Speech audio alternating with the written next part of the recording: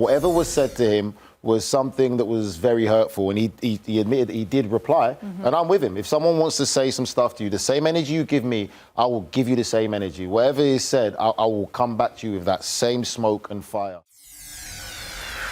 Wow, what an epic game. I mean, right in the stoppage time, 8 minutes of stoppage time, the rain was pouring. How about that finish from Raphinha? You thought a few of those penalties were quite questionable, though, didn't you, Grell? There was one that's quite questionable, and then the goal for Raphinha looked like, for me, there could have been something. I didn't see enough angles, but could have been something against Barcelona as well. Goes the other way. Raphinha, you just said to me, coming from Leeds, you would have never imagined the power, the pace, the skill.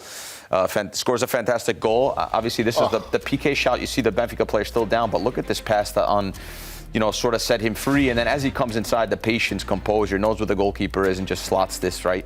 Gives them the hips to the far post, and then he sort of just cuts it back on the near post. But this was just a really crazy game. Goalkeeper errors all over the place. Sorry, Tony. Hold on one second. Penalties all over the place. It's the worst tactical defensive game we've seen in 10 years, and you're going to talk about the goalkeepers first. It was poor everything. 1v1 defending, poor team defending, poor tactics. I agree. 95th minute, you're giving up a breakaway at home. I agree with Tony. I agree with Tony. Yeah, but let's talk about the goalkeepers, Poppy. The goalkeepers play a big part in that, though. The mistakes they made were there's tactical errors, massive mistakes. but it doesn't get to 9 goals unless there's a clown show going on from both goalkeepers, which there was today. Szczęsny was all over the place, creating penalties that were not there.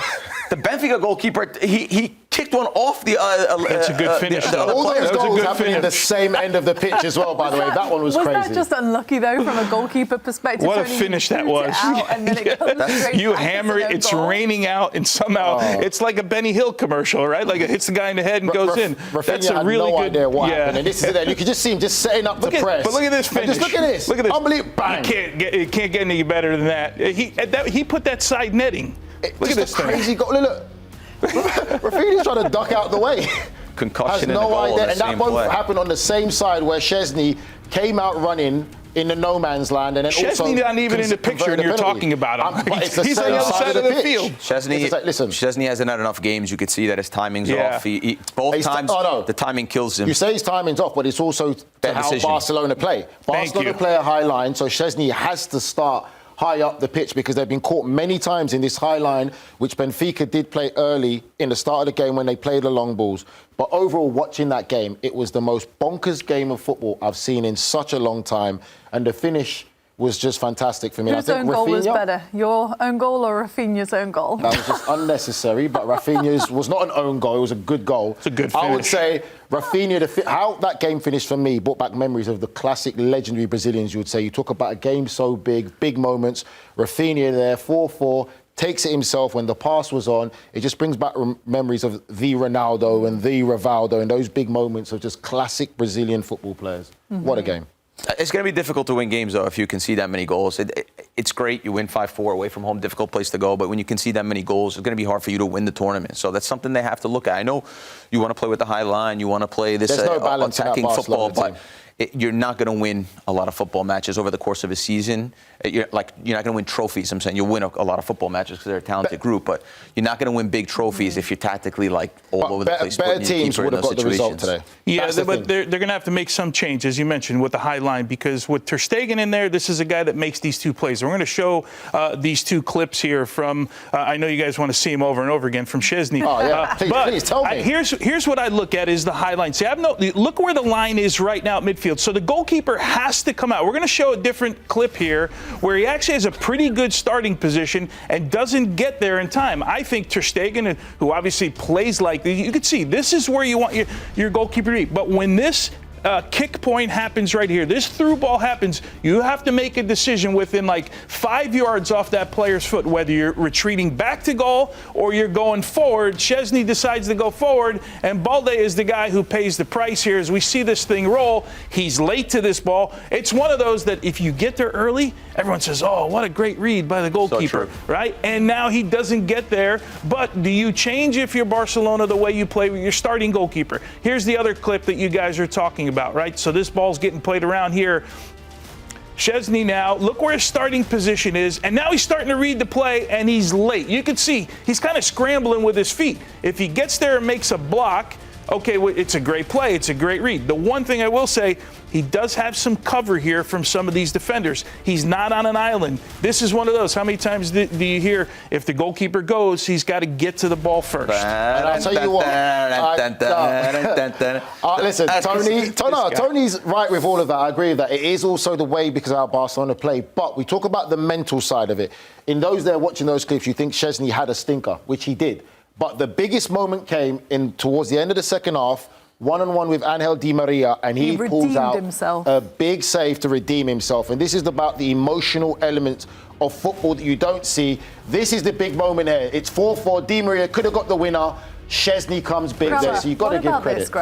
This is a fantastic save, a kick save. I thought Tony's clips were actually really good because we, as field players, don't know very much about the goalkeeping position. That's the God honest truth, right? Yeah. I was asked to scout a couple goalkeepers back when I was scouting, and I was just like, I don't even really know exactly what I'm looking at. Yeah, distribution, all those things, but you couldn't call Tony? See those clips. No, if only you had one of the greatest goalkeepers of all time in our country. I know. Exactly. But to see those clips and hear him explain how, because Szczęsny, I'm looking at it saying this is terrible from the goalkeeper, but when you see the full picture and see how his timing is and what he's asked to do, they're not really putting him in a position to succeed with that high back line. He's putting us in a position where he's an older goalkeeper now.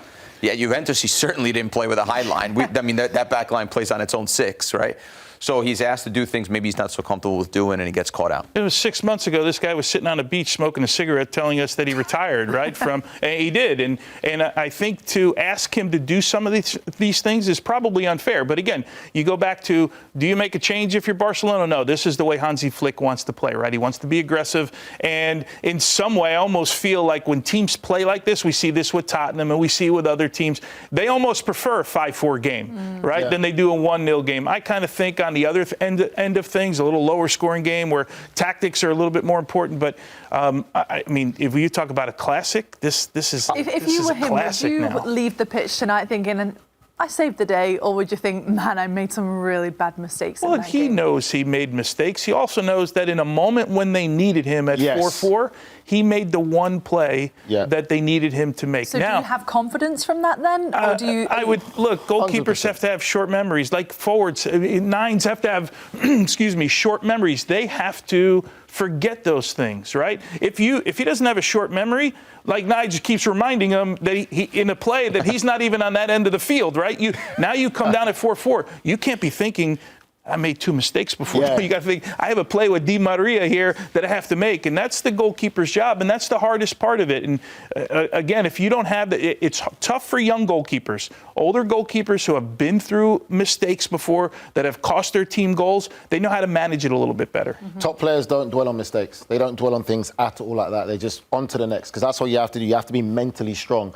I would say with Szczęsny's performance today, the biggest moment was that save with Di Maria. That was the defining moment that, even as players, we go back into the dressing room, we could have a laugh and a joke and say, oh, you had a bit of a stinker today, but you came big when we needed you. And that save led us to be able to go and win the game. So you kind of just let it go. Well, speaking of that, here's what Raphinha said after the game, which was really interesting and obviously kind of sad too. On the field, there were people who insulted me. I returned the insults. I know that I shouldn't do that, but I did return the insults. And well, in the end, it got heated. The Benfica side also got heated. I think that they could have understood the situation better, but they also chose to insult me. I am somebody who doesn't take anything home. Whatever they say to me, they are going to hear it from me too. So it's easy kind of one thing saying, I'm going to let it brush off my shoulders, I've got short memory. But in the moment, Grella, can you see where Raphinha's coming from and see the emotion and the frustration of the game? Like, if somebody is going to say something insulting to him, it's really hard in that moment to kind of keep your cool and to not retaliate.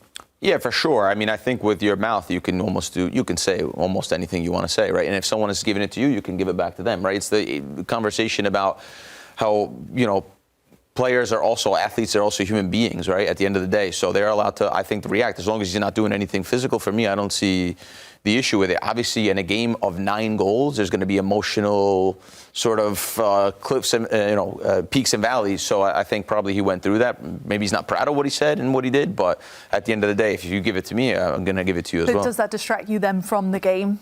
No, you get caught up in... It didn't distract him. I mean, he looked like he was flying, right? No, he looked upset. He looked upset as well. When you look at the pictures at the end and stuff, even with the celebration, you could see whatever was said to him was something that was very hurtful, and he admitted he did reply, and I'm with him. If someone wants to say some stuff to you, the same energy you give me, I will give you the same energy. Whatever is said, I will come back to you with that same smoke and fire. And I back him to be able and comfortable to do that, because it's not right. And I think that whatever was said, from just my experience as a player, I will say it was very insensitive, probably from a racial perspective as well, for him to be acting like that. Because it's only things like that when, as a player, when you have that kind of expression in your face, when it's such a game like that, you just scored the win and you still don't really deep smile, you don't celebrate with your teammates. You can't feel the joy. It was something that was very hurtful. And if he replied, I'm with Raphinha, do it. Give them that same energy back. Where do you fall? There's ways to look at it, right? For me, there's a line, right? But everyone has a different line, right? And everyone responds to the line a little bit differently, right? And it's an emotional game. We know that there's probably things that we have said, in our career that if we had to go back, you wouldn't say sitting at a kitchen table to somebody, right? But in a game where it's heated like that, you can understand it to some extent, but I do think there is a line that you can't cross. We don't know that line was crossed or not. We're assuming based on facial expressions, and that's probably not fair to assume those things. But I understand the sentiment of, I don't want to sit here and take everything, right? I'm not going to allow you just to say whatever it is or do whatever it is. I always would have loved the opportunity to kick somebody. I wasn't fast enough to run after somebody to kick, so sometimes you gotta battle in a different way. I hate that players go through this. It's not the fun part of the game, but you can understand from Raphinha's standpoint. And I like the fact that he admitted, hey, look, I shouldn't have gotten involved in this, but I did because I was insulted here. It happens. Tony, I just want to say from my perspective, I'm just going off my experience, and when players do that and being in that, it's never Raphinha's or us saying something like that provocative. It's always us being on the receiving end of certain things. So when you're coming out and making a statement saying you shouldn't have said something or done that, that means you probably did react to whatever was said. But I've had enough experience in my career to know that it's something very hurtful that should have never been said from player to player.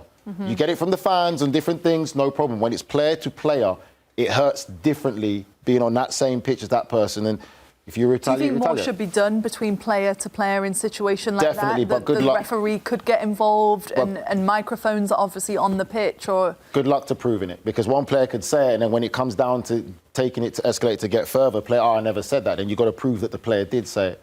So it's for me, it's difficult because it's always been like one way, and that reaction tells me a lot. I'm not saying that definitely happened, but I've had enough experience to know where that's coming and where that's going.